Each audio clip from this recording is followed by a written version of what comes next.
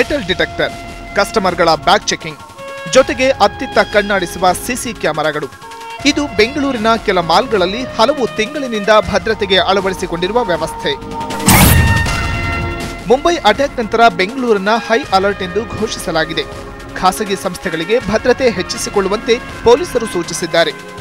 ಆದರೆ ಇದ್ಯಾವುದಕ್ಕೂ ಹೆಚ್ಚು ತಲೆಕೆಡಿಸಿಕೊಳ್ಳದ ಮಾಲ್ಗಳು ತಮ್ಮ ಹಳೆ ವ್ಯವಸ್ಥೆಯನ್ನೇ ಮುಂದುವರಿಸಿವೆ.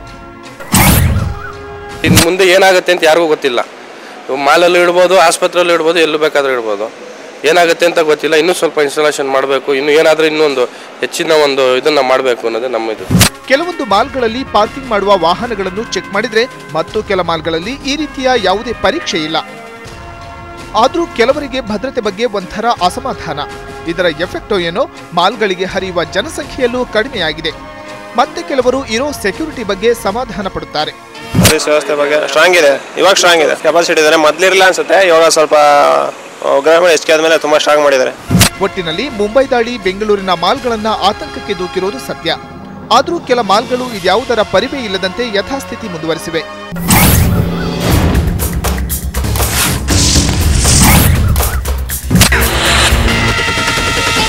ಕಸ್ತೂರಿ ವಾರ್ತೆ, ಬೆಂಗಳೂರು.